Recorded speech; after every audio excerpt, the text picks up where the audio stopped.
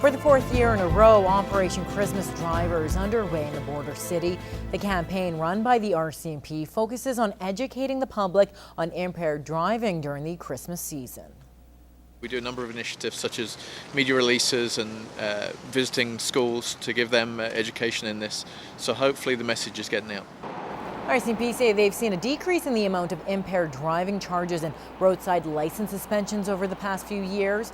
Now, from January to December in 2011, there were 179 impaired driving charges and 133 roadside suspensions. In 2012, there was a slight increase in impaired driving charges, but less roadside suspensions. And RCMP say this year so far, there have been decreased numbers in both categories. RCMP say it's important for people to plan ahead before getting into their cars after drinking. There's now some additional taxis in town, so getting a safe ride is not an issue anymore.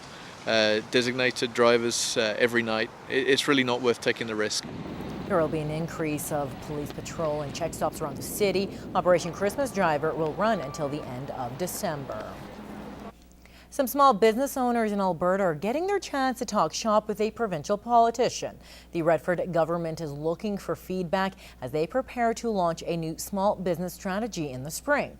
MLA Dave Quest made the trip to the border city this morning as he kicked off his 8-city tour today.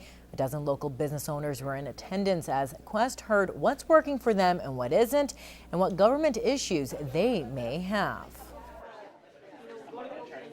Our small business sector is growing faster than any other province in Canada.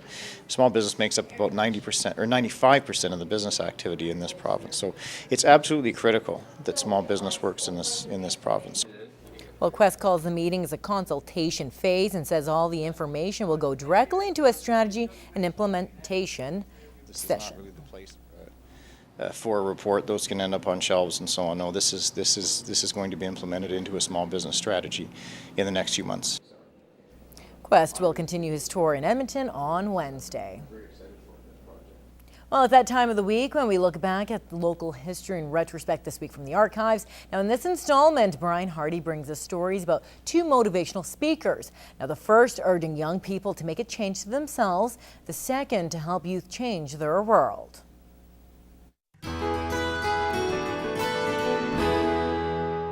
It's November 2008, and Craig Kielburger brings his message of hope to the border city. His message is quite simple.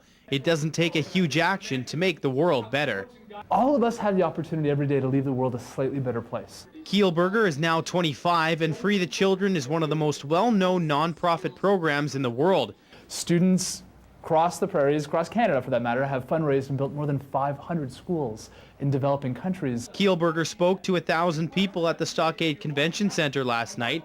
Craig Travers is with investors group Lloydminster, who helped put on the event. To breed his enthusiasm, the best place to start is with our kids and then have them bring it home. Kielburger adds that youth need to realize the time for action is now. So often in our society here, we tell young people to wait, but youth don't have to wait. And the world can't wait for them. They need the youth to be active today on so many pressing social issues. Grayson Knutson, Newcap News. This week in 1991, the message was, just say no. The spirit continues for students in Maidstone and Lashburn. Each year they gather for a day-long look at lifestyles. I think today for students of Maidstone and Lashburn especially is a good way to see a positive lifestyles and to learn a lot about what they're going to face in the future and how to deal with that. And this year their day was capped with a humorous look at saying no to drugs and alcohol.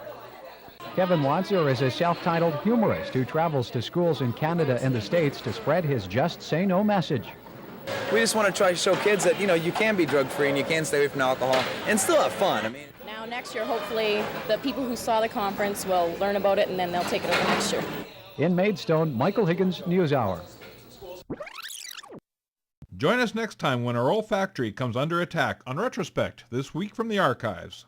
The recent snowfall may not be ideal for commuters in the region, but it's been good news for those waiting to hit the slopes. And crews at Kinnessoo Ridge near Cold Lake are working hard to get the hill ready for the season. Fraser Snowden visited the hills and has more. The ideal amount of snow is 18 inches throughout the whole area. This machine behind me here pumps out at least 1 foot of snow per acre per 24-hour period. The snowcat then pushes the snow and puts it where it needs to go. The natural snow is not enough to keep the hill running. General Manager of Canoso Ridge says opening the ski hill is not as simple as it sounds. As soon as the snow flies, the phone starts ringing. Are you open yet?